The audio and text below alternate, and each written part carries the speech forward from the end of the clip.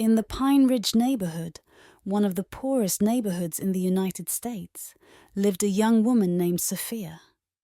She came from a very poor family that could barely afford 3 meals a day.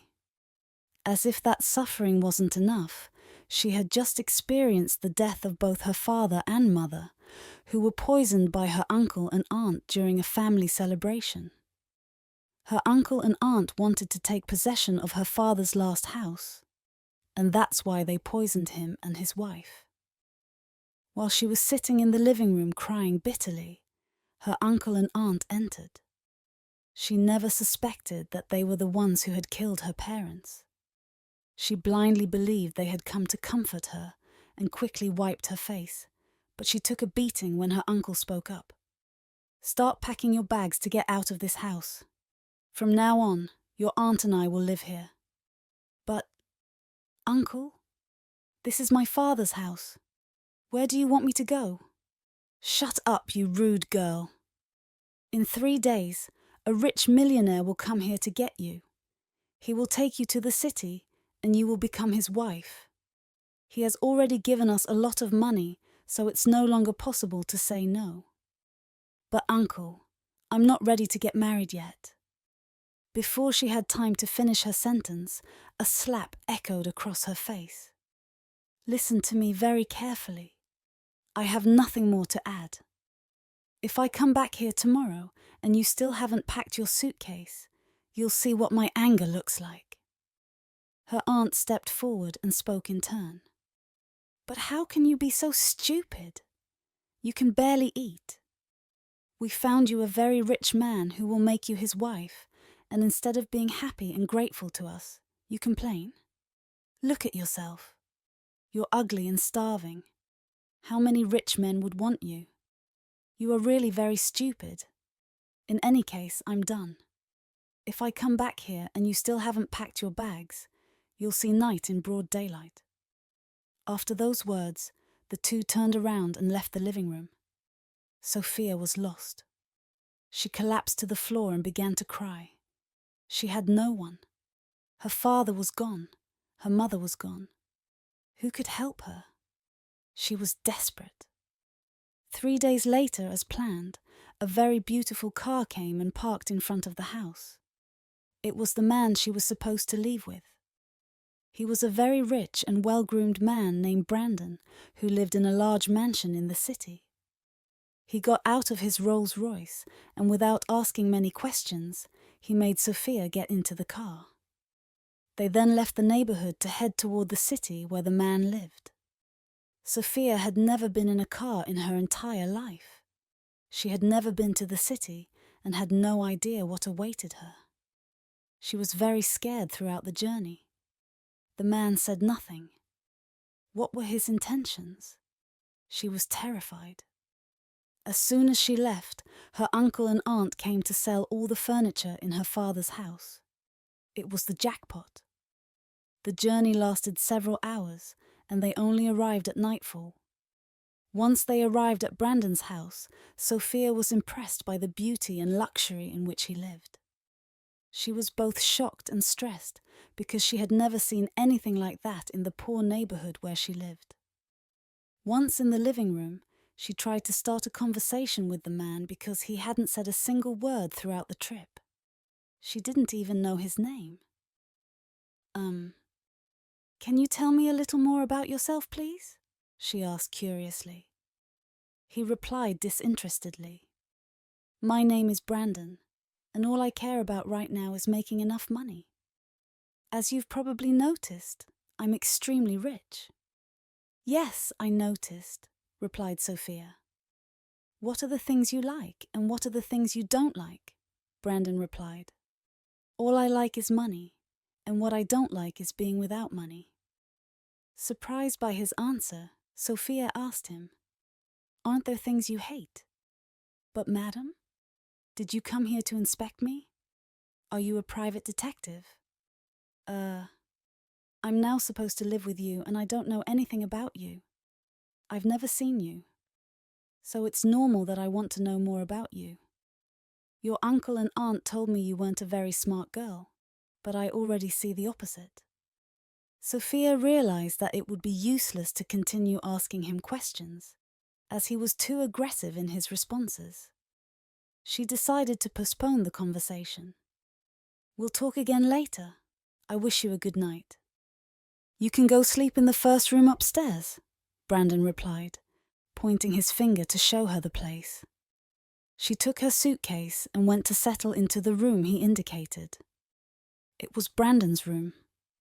The next morning when she woke up, Sophia noticed that Brandon was no longer in the bed. Could he have already gone to work? She wondered. She got up and looked in the living room, but he wasn't there. She started doing the house chores as she was used to doing at home. She cleaned the whole living room and arranged all the furniture. She cooked for herself and for Brandon. In the evening, as soon as Brandon came home, she told him she had already prepared food for him. "I've already cooked for you. You can come eat after your shower."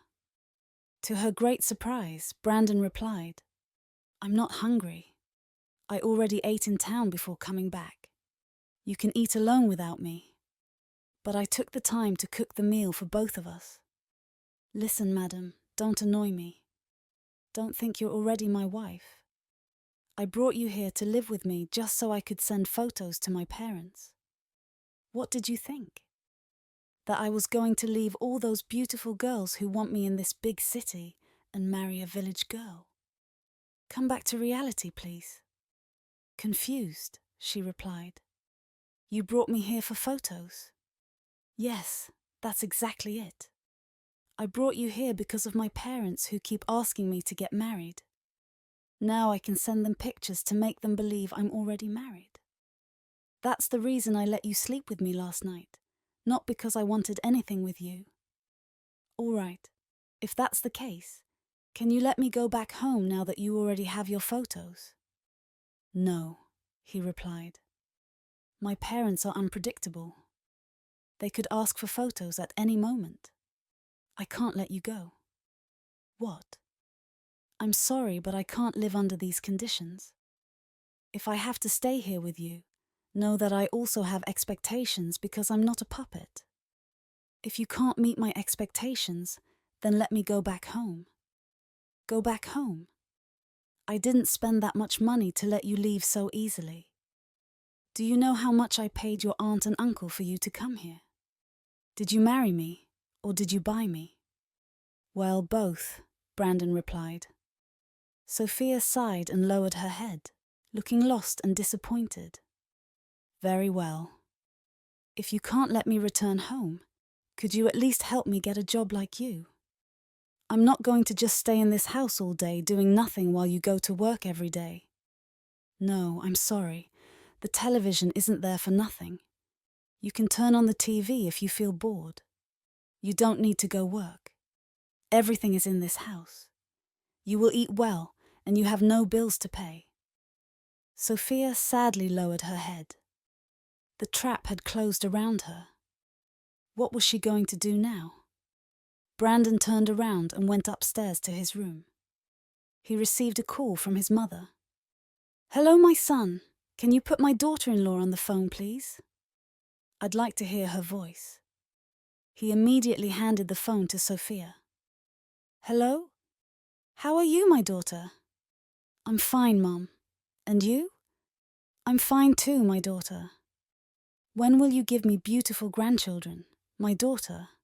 asked Brandon's mother cheerfully. "Soon, Mum," replied Sophia before ending the call. At the end of the call, Brandon asked her, "Why did you promise my mother grandchildren? Didn't I tell you I didn't want anything with a village girl like you?" "But I said that to help you," she replied. "I just made sure your mother wouldn't suspect anything. Isn't that what you wanted?" "So what? Is that a good enough reason to say something like that to my mother? Do you think I'm in your league? I'm not ready to get married yet, and even less to have children. When I'm ready, I'll find a woman of my own category, a woman of my social class, and I'll have children with her. But what about me then?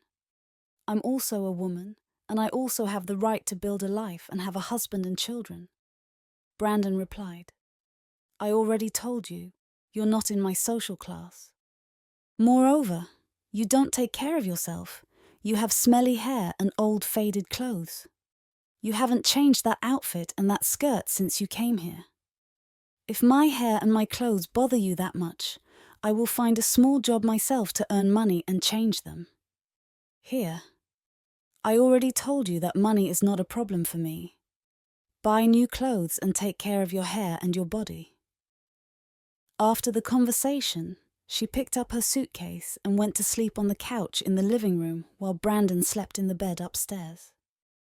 The next morning, as soon as Brandon left for work, she went and placed the money he had given her on the table in his room. I don't need this money. I will never take this money. I am not a puppet. I will manage to find a job here. I won't tell him anything because he won't help me anyway. She left the house and began walking through the streets of the city. She went to several businesses in the city to ask for a job. She eventually got hired to work as a cleaning agent in an electronics shop.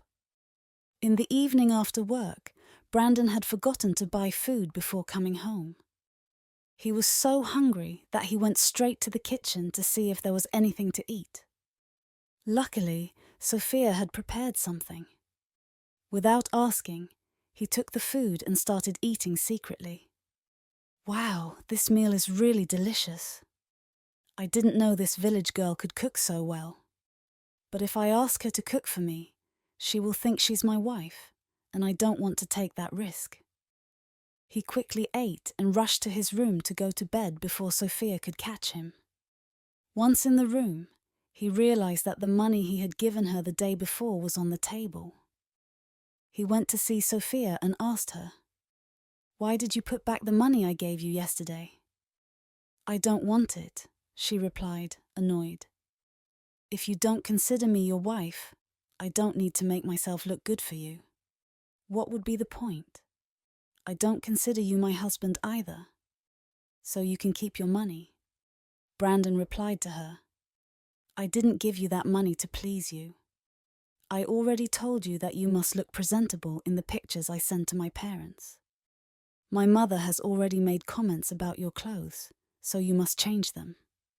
In that case, I will borrow the money to change my clothes, but I will pay you back later. Tomorrow, when I get off work, I don't want to see you in those old clothes and with that messy hair anymore," he ordered. "You can sleep in my room upstairs if you want, or in the living room downstairs. It's your choice." Sophia went to sleep on the couch in the living room. The next day, Brandon went to work as usual. As soon as he left the house, Sophia also went to the store where she now worked. Every day, she managed to return home as quickly as possible before Brandon arrived. At the end of the day, she went to a store and bought new clothes as Brandon had asked her. In the evening, Brandon had forgotten to keep the gate keys. He knocked, and Sophia went to open the door for him. Sophia had changed her outfit and was wearing a pretty tight dress that highlighted her whole body. As soon as she opened the door, Newton started staring at her foolishly instead of entering the house. You've been standing there looking at me for 3 minutes. If you don't want to come in, then I'll close the door." "You look very beautiful tonight, Sophia," he admired. "Thank you. You can come in now," Sophia replied. He entered the house still looking at her. "Can you serve me something to eat, please? I'm really very hungry. I haven't eaten since morning." "Since when do you eat my meals?" "You told me last time that you eat in town before coming home. So I didn't cook for you today. Please make me something to eat then," he asked her in a calm and respectful tone. Sophia went to the kitchen and made something for him. While he was eating the meal, he was more focused on Sophia than on his plate. He kept looking at her and was thinking to himself, "This girl is really very beautiful in reality." He tried to focus on his meal, but he couldn't stop looking at the lovely body revealed by the tight dress she was wearing. After finishing the meal, he approached Sophia. He gently slid his hand over her shoulder and asked her, "Can you sleep with me in my room tonight, please?" But Sophia didn't want to. "I don't feel like it. I'd rather sleep downstairs in the living room like usual." "Listen, Sophia. You are my wife, I am your husband, and you must do what I ask. Tonight, you will sleep with me in my room upstairs." Sophia was confused.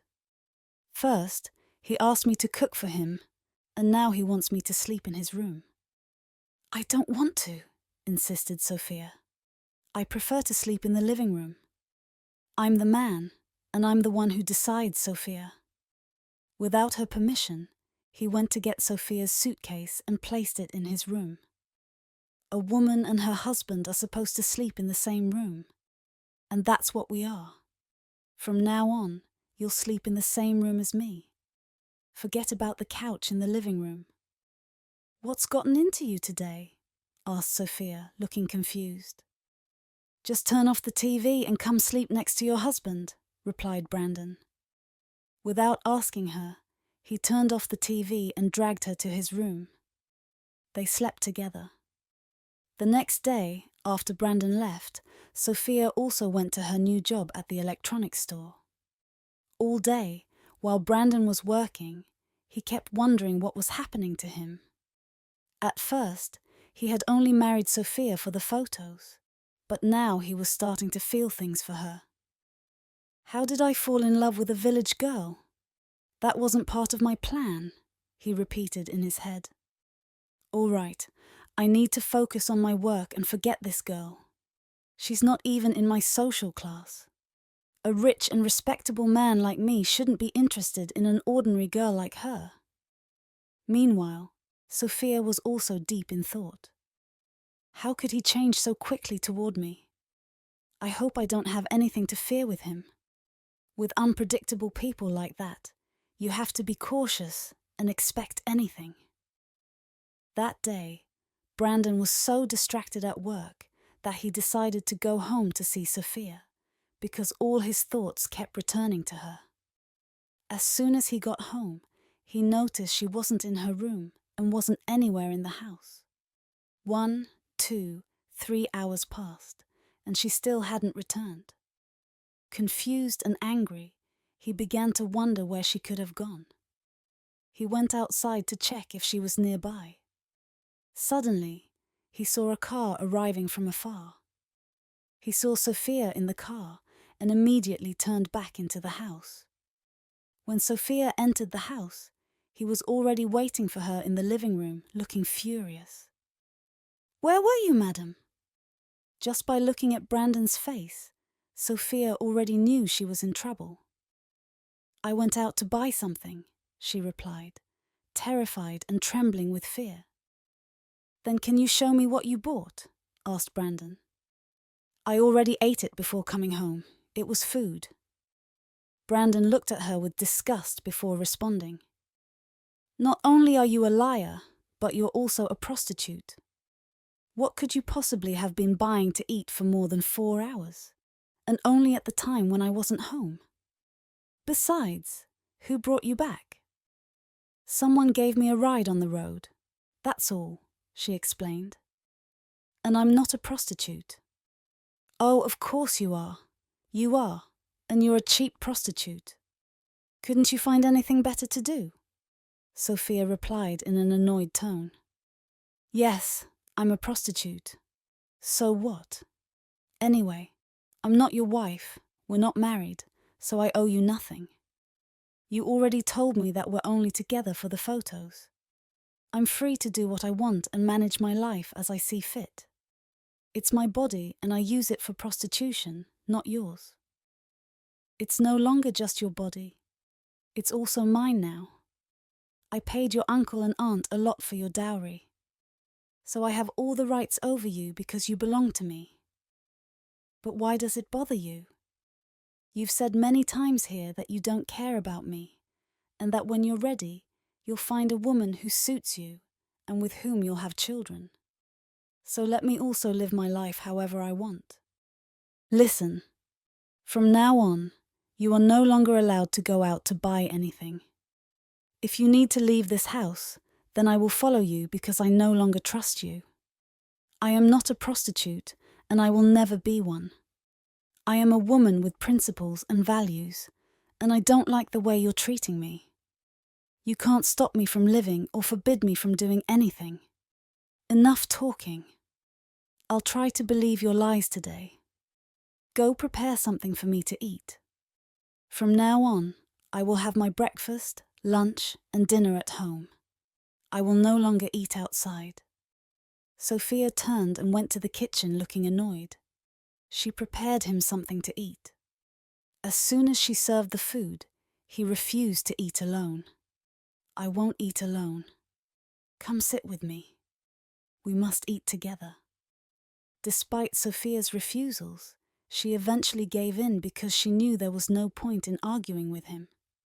For the first time, the two ate together like a real couple and slept together in the bedroom. Throughout the week, Brandon came home before evening, but every time, Sophia was never home. She always only returned around the evening. He decided not to reproach her and to conduct an investigation on her. He decided to dedicate a day to follow her to know where she went every day. The next morning, he left the house pretending to go to work as usual. As soon as he left, he went to wait on the street near his car without Sophia noticing. Thinking he was already gone, Sophia got ready and left the house, then took a taxi. Brandon started following the taxi until Sophia got out in front of an electronics store in the heart of the city. Brandon wondered what she was doing at the store. Sophia went in, put on her work clothes, and started cleaning the store as she usually did. That's when Brandon realized that she actually worked at the store. He was relieved. At least I can be sure she's not a prostitute and she's not cheating on me. Thankfully, I was patient enough not to accuse her repeatedly. That could have gone badly. He then went home to rest, very tired from stressing for nothing. When Sophia returned in the evening, she noticed that Brandon was already home. His car was parked in the yard. She knew that this time she would have no excuse to justify herself. She went to the bedroom to quietly drop off her bag, but Brandon was already waiting and caught her. So, can you tell me where you were this time? Don't tell me you went out to buy something again, because I stayed home all morning this time and I didn't see you. I had a fever and headaches and I came back to rest, and since the morning you haven't been in the house.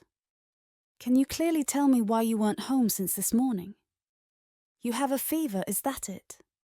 Let me give you some medicine, she replied to dodge his question. No, Sophia, don't play that game.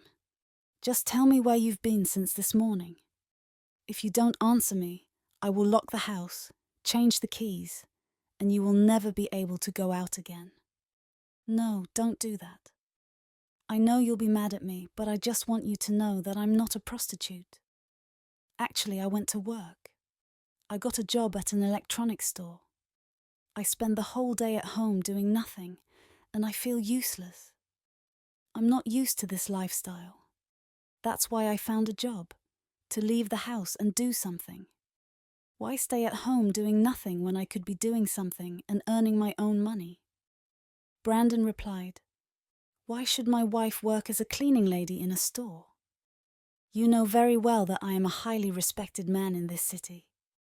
How do you know I'm a saleswoman in a store? Asked Sophia, surprised. And why are you calling me your wife? Newton sighed deeply. Listen, Sophia. At the beginning, I brought you here just to fool my parents and send them pictures whenever they asked. I had no other intentions, but now I think it's time I told you the truth. It's true that I've disrespected you many times, but I want you to know that you now mean much more to me. I'm in love with you, Sophia. If you want to work, I won't stop you anymore.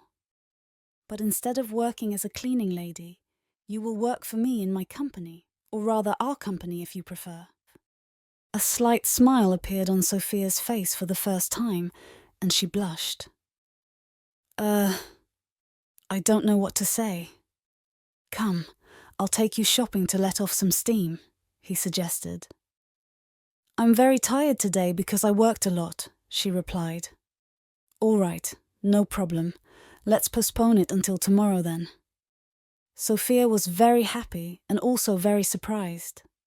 She found it hard to believe that a man as reserved as Brandon could fall in love with her so quickly.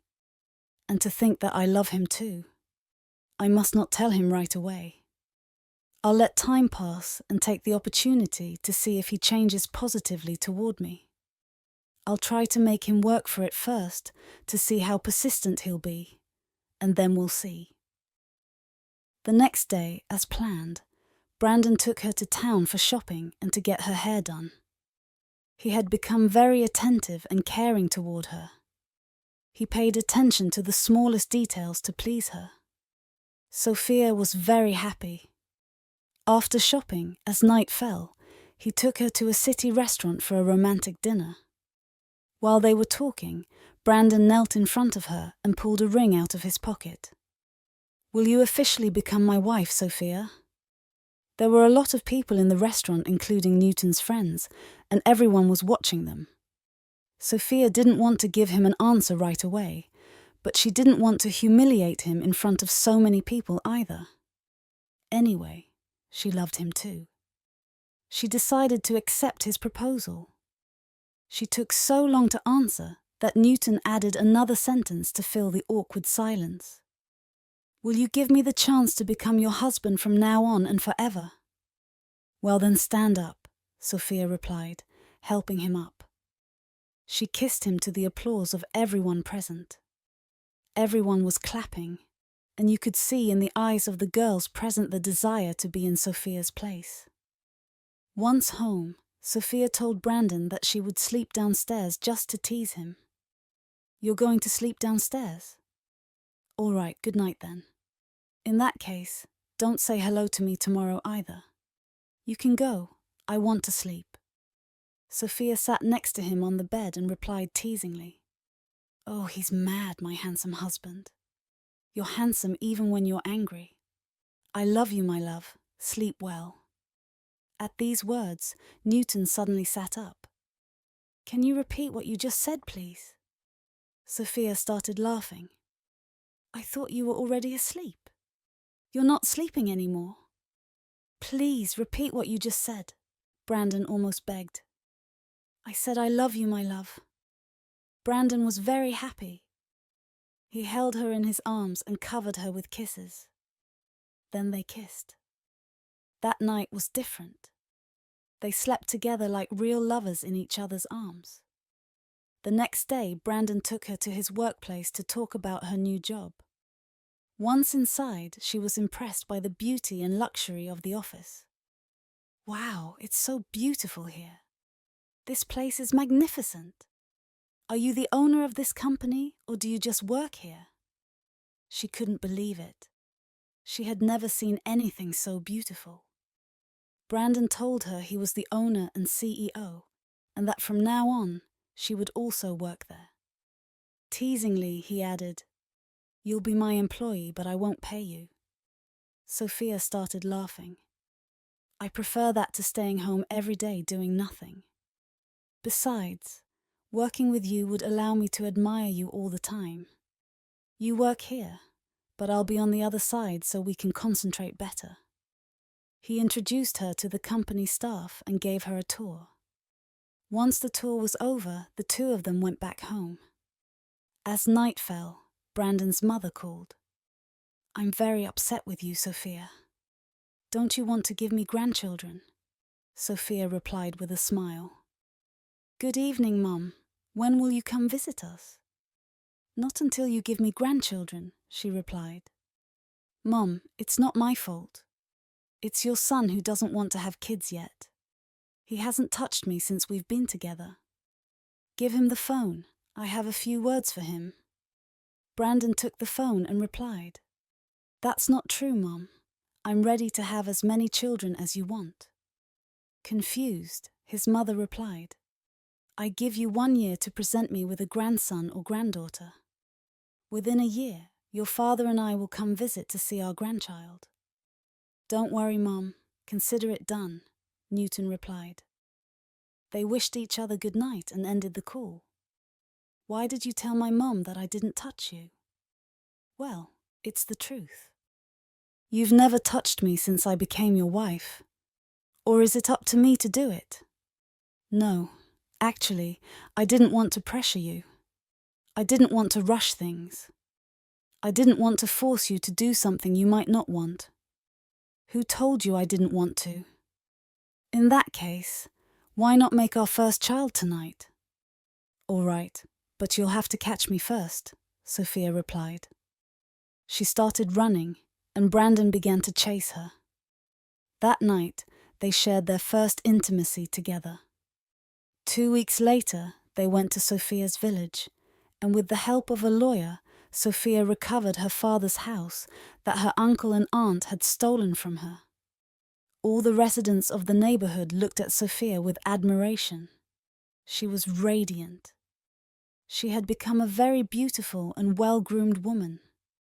Brandon and Sophia lived happily, and a few months later, Sophia became pregnant. She then gave birth to a baby boy, and her mother-in-law and father-in-law came to visit them as they had always wished. Sophia's uncle and aunt had planned to destroy her life by forcing her to marry a man she didn't know. But things turned in her favor because she had a pure heart and was innocent. Love is a strong and beautiful feeling that can be born at any moment and between anyone. Always stay true to yourself and let your detractors and enemies fall into the traps they set for you.